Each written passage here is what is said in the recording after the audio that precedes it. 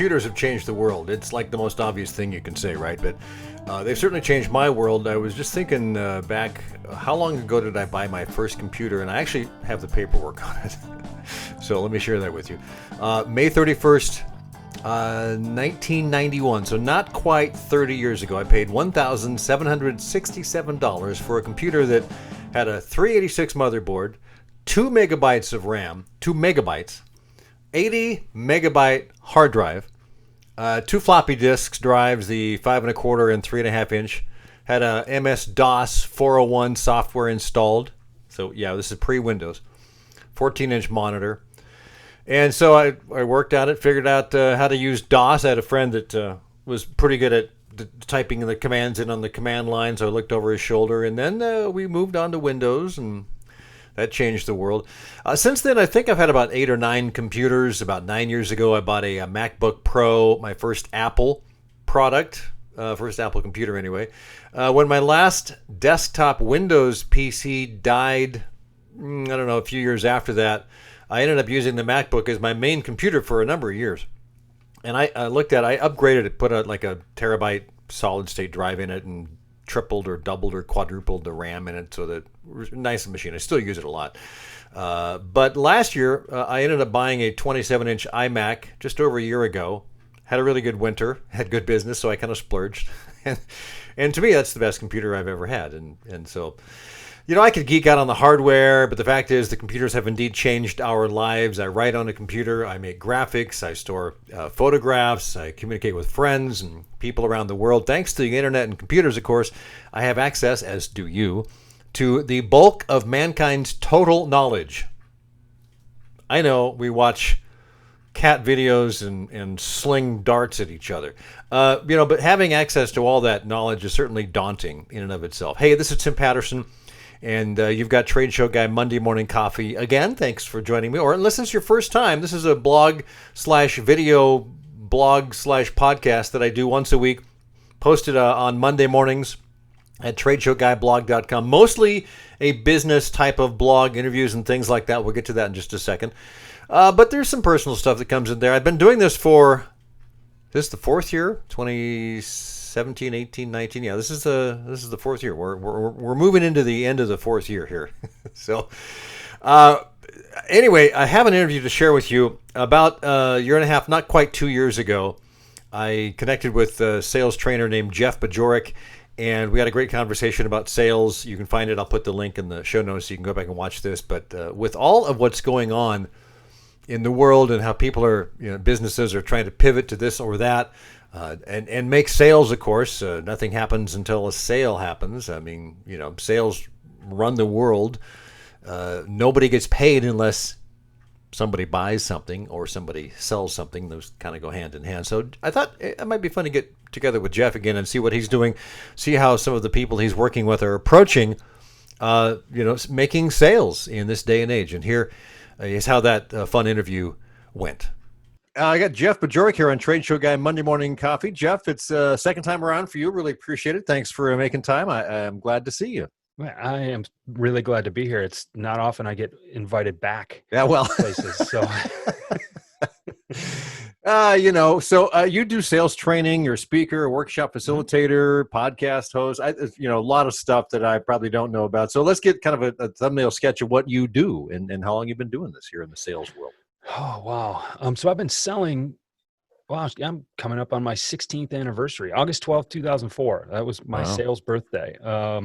So it's, I've been doing this for a long time. My business has been open a little more than 5 years, though. I've been helping sales teams perform better. Sales teams, salespeople. I challenge people to rethink the way they sell. And it turns out that the more I dig, the less people are thinking, and the more they actually like to be challenged. So it's kind of weird to have people invite me back on their podcasts or send me messages on LinkedIn that say, we love listening to your show. It's like, man, I'm just here talking to myself. Like, this is an odd kind of dynamic, but I'm happy that it's helping people. And I think I mentioned it before we started here. Like, in this weird time, since I'm not traveling the way I am, I'm playing more golf and I'm playing better golf than I've ever played. And at the same time, I'm also doing more work and better work than I've ever done. I'm really proud of what I'm up to right now. And Good. it feels like, and maybe it gets that, to that 10,000 hour rule, right? I mean, I've been working at this longer than 2,000 hours a year for sure. But For sure. that 5 year, that 5 year, 10,000 hour kind of thing, maybe I'm starting to be onto something. I don't know. Yeah, it's a little arbitrary, but I get it. The more you do it, the better you get at it. Now, I've been in sales, although I kind of stumbled into it in 2002, so it's been a couple years longer, and I had to learn along the way. And when I first got into it, I asked a sales guy friend, I said, "What do you do?" He says, "Well, let me give you these Tom Hopkins tapes, So you start there, right? And I understand that's a good baseline, I guess. And then time went by, and 4 or 5 years ago, I took a year-long Sandler sales training class, which I think really set me up for a lot of good stuff. Yeah. But again, that was only a year, and you still have to keep doing the thing, and on and on. So sales is such an interesting thing. You talk about rethink your sales. So what kind of things, when you work with your clients, are you rethinking based on what used to be and what can't be anymore, I guess? So many people fall into one of two categories. They do things this way because they were told to do them at some point, Right. or they're looking for someone to tell them what to do. And it's like, hold on, I get it. Like it's confusing. It is daunting. It is terrifying to some people, but they feel like they're in this position. They've got an opportunity. They want to make the most of it. So just show me how to do it and I'll do it. And I go back to, from an early age, we go to school and we're taught to get the answers right on the test. Right? Yeah. Seth Godin talks a lot about this. Like we're taught to get the answers right. And we ask, a week before the final exam, is this going to be on the test? And if it's not going to be on the test, we all just tune out. We don't pay attention, right? It's like, it's not important if it's not on the test. And when you take the test, get the answers right. So people are afraid to think for themselves because they believe that they're going to be judged on how many right answers they get. So give me a recipe, give me a guide, give me a script, give me what it is. And then at the same time, outside of work, they'll talk about how they don't like what they've been given. And then what are we trying to accomplish here? What are we trying to do? And when I work with salespeople, particularly people who are new and kind of doe-eyed, deer in headlights, kind of, and it's like, okay, what are we trying to accomplish on this very call? You know what, Jeff? I don't know. Okay, cool. Well, let's think about this. What do we want to have happen? Well, there's a process to selling, right? And as much as we've heard that sales is different, sales is not different. The way we sell may have changed a little bit, but sales is not different. There is still a process that you have to go through. You have to get someone's attention. You have to have a meaningful conversation to understand their problems better sometimes than they do. And then to see if your solution is even a fit before you go and present to them how you can help them. I think you hit on something. Let me interrupt because I think that's the biggest challenge a lot of salespeople have is that they want to sell what they have to this person over here. And it may be, I think the most important thing, and it took me a long time to learn that, what you have may not work for them. And if that's the case, the sooner you discover that, the better off both of you are. 100%. Yeah. And, prescription without diagnosis is malpractice. My friend James Muir said that, says it all the time. And I love it because I have a medical background, but the idea that, not only do you not know if what you have is going to be able to work for somebody, you are trying to accomplish a multi-step process in a single call. And that's where I see most people failing. They don't know what they're going to do going into that initial prospecting phone call. Like they think they're going to get someone on the phone or they're going to walk into an office, knock on the door, and a decision maker is going to answer. And they feel like they have to deliver this whole spiel and hopefully get a signature on their way out. It's like, okay. And I want to say, what's your hurry? Except I know what their hurry is. They've got a manager breathing down their neck with we all know expectations. That, yeah. And it's like, hold on. What if we can just slow this down? What if we understand that we need to get their attention before we can convey any kind of a message? And before we can convey any kind of a message, we need to ask them some questions about what their problems are. We go through a process in selling that really hasn't, a sales process that really hasn't changed, even though the way we sell is a little bit different with technology and video now instead of in person and social media and everything. So what are we trying to do here? And so many people cannot answer that question. And that's a really important question. It may be very small, like you've got a 5-minute phone call. You just want to find out a couple of things. And then if there's a second step, make sure you both agree on the second step. And if there's no second step, then you both agree on that. And thanks for your time. Goodbye. See you later. And so you're right. I think a lot of people have this idea of, I'm in the trade show exhibit selling business, and that's a big thing. There's a lot to that. There's a lot of moving parts. There's a lot of people that have to be involved in that decision. And so it took me a long time to figure that out, that it is a long process. And so, especially on the bigger sales like that, a car sale is certainly a lot different. And the image of a car salesperson is certainly a lot different. But when it comes to the process and how people sell, when you look at and you talk to the people that you either work with directly or some of the people that are involved with, what's kind of the biggest challenges you see when they're facing the pandemic, the changes that have been wrought by that? I'm hesitant to go back to my previous answer to the previous question, but they're so set in a certain way that they do things that they forget the underlying fundamental, right? I get this all the time. Well, Jeff, I can't meet people for beers anymore. I can't take people out to coffee anymore. We can't have dinner. We can still play golf, but there's a lot of things. I used to do a lot in person. I worked with a client just the other day. I said, well, we used to fly anywhere. And now, we're realizing our phone skills are terrible. And it's like, and they want like phone skill training. It's like, you don't need phone skill training. Your people don't realize that they can deliver the same message over the phone or over Zoom that they can in person. Yeah. And they don't realize that because they really don't have a handle on the message. They just think that an expense account is going to get them where they need to go. And if I can butter someone up or buy them a bunch of things or make them like me, then they're going to give me the business. And we have a lot of old complacent salespeople who've been doing this a long time who just believe that this is a relationship business. And, that's how you get things done. Well, how do you break into an industry if you don't have relationships? You convey value by being an expert in solving a problem that people have. I don't need experience in an industry to know how to sell, right? I don't need an experience in an industry to sell in a particular industry because I know how to sell. Whereas some other people just know how to spend their company's money to entertain people and sometimes just get them intoxicated enough to sign on the dotted line, right? Like, well, that is really old school. That's not selling. But then there are still some industries where they believe that, and there are still some superstitions and some legends about that's how you're supposed to do it. And what I'm realizing, and I don't know if you're seeing this too, there's a lot of younger, newer salespeople who are totally uncomfortable with that. Right. They feel like that's how it has to be done. And it's like, no, we solve problems. Find out what the problem is. And if you have a solution, find a way to communicate that to them. Yes. Yeah. So the biggest struggle is I used to do it this way and I don't know how to pivot.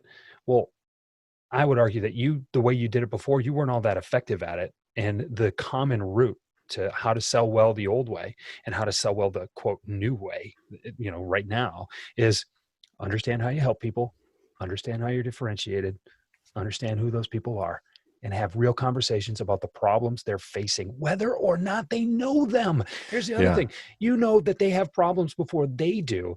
And so people get the objection of, well, I don't have the budget for that. I wouldn't imagine you would have the budget for that. I just introduced this concept for you. How could you possibly have planned for this 9 months ago? Right. But I see this coming in the next 3 to 6 months and you don't. And it doesn't mean you don't have money. Yeah. That's the thing, right? It doesn't mean that the company doesn't have money. They just didn't know that they had to spend it on this right now. And if the problem is big enough, if the solution is valuable enough, that money will be found, I promise. And at the very least, they will budget you for next year. Yeah. So that they can pay you next year. And that's good too. And anyway, I'm a little passionate about this. You are. And I love that. So I think one of the biggest things that I learned over time, learning sales, was that the less you talk, the better off you'll be. You're asking a lot of questions. You want to get them talking. That'll open up knowledge and information that you didn't previously have. And especially if you just say, well, what happens next and what's next and then that gets them even unveiling more. As a friend of mine put it, you're peeling the onion one layer at a time. Yeah. And I like that analogy because it really, it makes you think, okay, what's one more layer? We're not quite there yet, but we're getting there. Do you find that some of your, the people you work with, the companies, are shifting gears as to what they're selling just because the market's changed. That's certainly true in the trade show world because no one's going to shows. Exhibits aren't happening. They aren't back yet, and it looks like it'll be a while. So the people that make and manufacture and sell exhibits aren't really selling them, but they're shifting gears to a certain extent, using those building blocks to make office dividers, hand sanitizer stations, those types of things. And so other markets are opening up while some are closing. What do you see? I'm just curious. Oh, that's really clever, right? I mean, we have raw building materials to make Right. exhibits. Well, now exhibits aren't being made. How can we use these raw materials to do other things? Right. That's really clever. Where I'm working primarily in the digital marketing space and in the physical therapy kind of medical space and medical device companies, things like that. These are companies who do what they do and they don't have the ability to pivot quite in that. Right. It's a bigger thing. I understand that. Yeah. So, but what I am seeing is, okay, we sell trade show exhibits. One way to pivot is to use these physical goods to make other things. The other thing is, well, we help companies with trade shows. We're their partners in trade show expertise. We're going to help assist them in the pivot, at least currently, to digital trade shows. We're going to be thinking ahead of time about how we can leverage digital tools. I have a friend who's putting on a show and it's going to have to be canceled. And I don't know when this is going to air. So I'm not going to break any news to anybody. So I won't tell you which one it is. But in some ways, he said, you know what? My sponsors are actually more excited about a virtual show than they are an in-person show. And so it was a really interesting way to pivot for this particular group because they said, like, our sponsors can have more interactivity with this, and this actually opens up other potentials if we're creative enough. Now, you know as well as I do, the magic of a trade show is that in between time, right? It's not in the exhibit hall, it's not in the lecture hall, it's the social outing, it's the ice cream, it's the ice cream social, it's the happy hour, it's the whatever it is, and it's an opportunity to meet and really interact with other people. That's hard to recreate digitally. You can't, because face-to-face is human contact is what we all live for. We're humans. You can do a certain amount of that on a Zoom meeting like we're doing. I can see your face. I can see your reaction. I can hear your voice. I can see, what you're thinking in a sense. But you're right. I think what I've had a lot of conversations about the whole digital, the virtual shows. And even when shows come back, I think virtual aspects of that will be bigger than they used to be. I know that 10 years ago when there was a lot of instances of virtual shows, we're going to hold a virtual show, and it was kind of clunky, and you saw the interface online. It was like, it wasn't well attended. There were a few that were okay. Right. But when I read, CES in January in Vegas, they're going completely digital, as are a lot of others. But that's like the biggest show. That's huge. And so, and even in their press release, they said it was a tough choice. But we have to be safe, and this is actually a more expensive way for us to go, but we're going to do everything we can to make it as successful as possible. And so it'll be curious to see how they pull it off.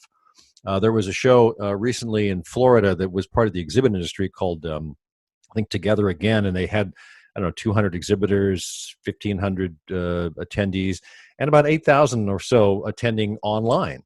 And so there is an aspect to video and digital, virtual, however you want to describe it, that will, I think, remain. And you and I talked a little bit about video before we got on back in the green room. So how do you see video playing into what you're teaching and training on?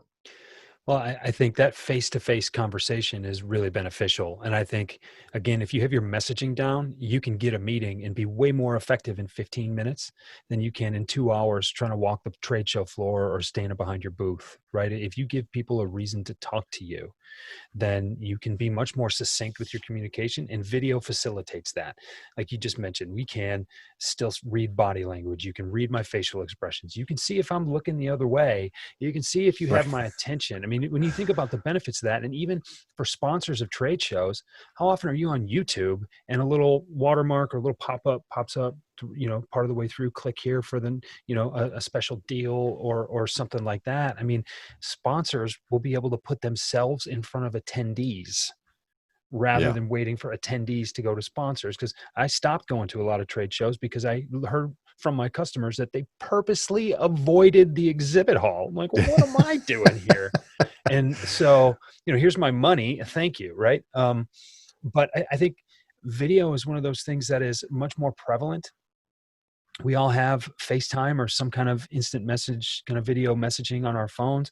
I think we have, we all have access to Zoom or WebEx or Google Hangouts or Microsoft Teams, whatever it is.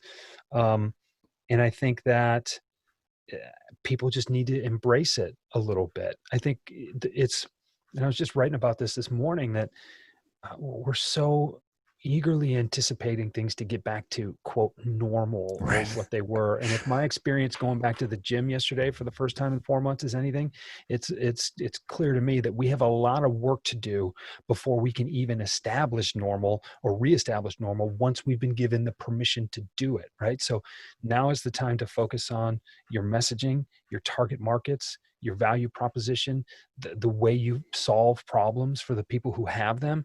And then don't be afraid to leverage video, because we're not going to be able to wait this thing out. Look, coronavirus is bigger than all of us. It's bigger than all of us. And Yeah. the sooner we recognize that, the sooner you realize how little you're able to actually control it. Now you stop trying to control it and you think about the things that you can control. And I teach out of Stephen Covey and the 7 Habits of Highly Effective People regularly, because it's such a profound work. But Yeah. there's the circle of influence and there's the circle of concern. And COVID is a circle of concern kind of thing. It changes our circle of influence. So focus on what you can do.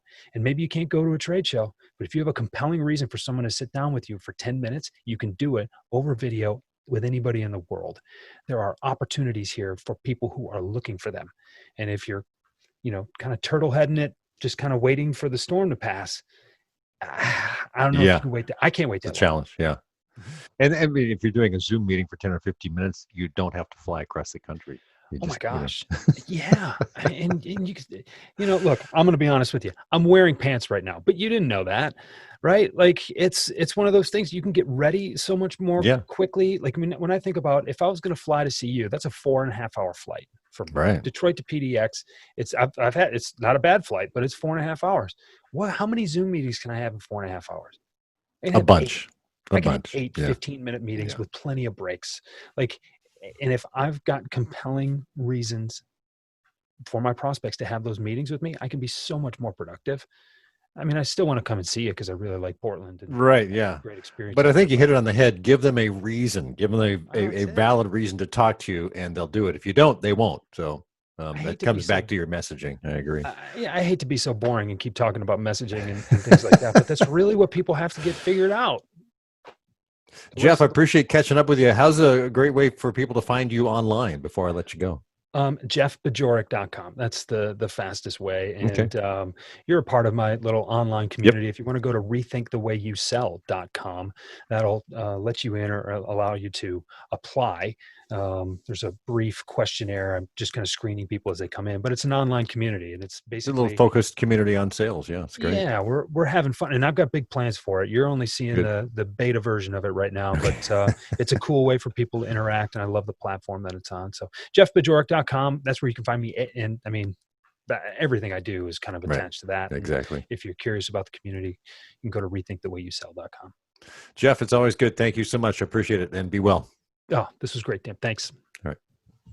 Thanks again to Jeff Bajorek for a great conversation. Check the show notes, jeffbajorek.com. You can find his website there and connect with him. I'd suggest subscribing to his newsletter, maybe even downloading the free ebook that he has on the 5 missing principles, is the 5 forgotten principles of selling. I think that's what it is.